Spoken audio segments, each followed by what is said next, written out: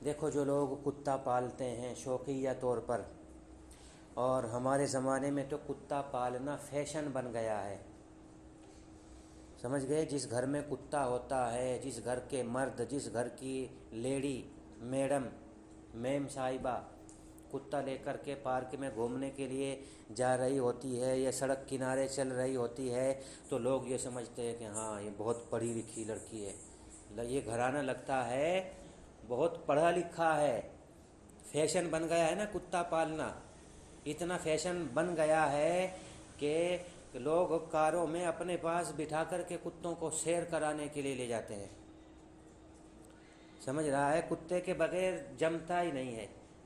دیکھیے کیا آیا حدیث میں، فرمایا کہ ایک مرتبہ اللہ کے رسول صلی اللہ علیہ وسلم نے اس حال میں صبح کی کہ آپ بڑے رنجیدہ تھے، اور یوں کہنے لگے کہ گزشتہ رات، کل حضرت جبرائیل علیہ السلام نے آنے کا وعدہ کیا تھا گزشتہ رات، لیکن آئے نہیں، پتہ نہیں کیوں نہیں آئے، اور جبرائیل نے تو آج تک وعدہ خلافی کی ہی نہیں، جب بھی وہ آنے کا جس وقت وعدہ کرتے ہیں فوراً پہنچ جاتے ہیں، لیکن آج ایسا کیا ہو گیا کہ وعدہ کیا لیکن پھر بھی نہیں آئے؟ کیا بات؟ آخر کون سی غلطی صادر ہو گئی؟ آخر کیا بھول ہو گئی کہ جس کی وجہ سے وعدہ کر کے نہیں آئے؟ سوچ ہی رہے تھے اللہ کے نبی، اچانک ذہن میں بات آئی کہ اوہو، میرے گھر کے اندر چارپائی کے نیچے ایک کتے کا بچہ ہے، ایک پلہ ہے، شاید اسی کی وجہ سے جبرائیل نہ آئے ہوں۔ بس فوراً اللہ کے نبی گھر آتے ہیں اور حکم دیا جاتا ہے کہ ذرا دیکھو تو صحیح وہ کتے کا بچہ پلہ ہے یا نکل گیا، سمجھ گئے؟ دیکھا تو چارپائی کے نیچے موجود تھا، حضور نے اس کو وہاں سے نکالا، اور نکالنے کے بعد جس جگہ وہ بیٹھا ہوا تھا اس جگہ کی صفائی کری، وہاں پانی چھڑکوایا، اس کو نکال دیا۔ بس اس کے نکالنے کے چند گھنٹوں کے بعد ہی شام ہونے سے پہلے پہلے جبرائیل علیہ السلام آ گئے۔ اللہ کے نبی نے سب سے پہلا سوال ان سے یہی کیا کہ آپ نے تو گزشتہ رات آنے کا وعدہ کیا تھا، آئے کیوں نہیں؟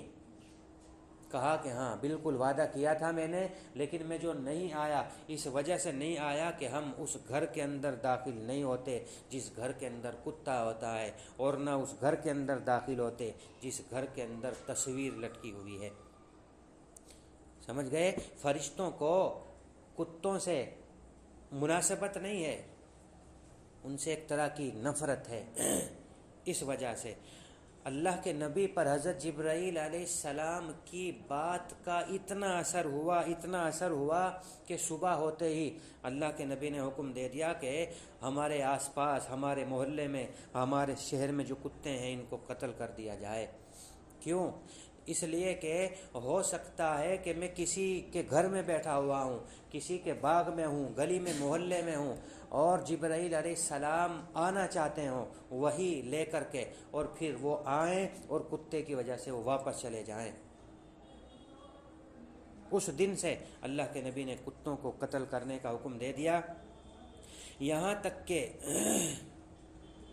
جن لوگوں نے باغ کی حفاظت کے لیے کتے پال رکھے تھے تو وہاں یہ دیکھا جاتا کہ باغ چھوٹا ہے یا بڑا۔ اگر چھوٹا باغ ہوتا تو حضور کہہ دیتے کہ چھوٹا باغ ہے، اس کی حفاظت تو خود آدمی، اس کا مالک کر سکتا ہے، لہٰذا اس کے کتے کو بھی قتل کر دو۔ البتہ کسی کا بڑا باغ اگر ہوتا، اتنا بڑا باغ کہ مالک تنہا اس کی حفاظت نہ کر پاتا، مشکل ہوتی، تو اس کو صرف اجازت ہوتی کتا رکھنے کی، باقی کسی کو اجازت نہیں ملتی تھی۔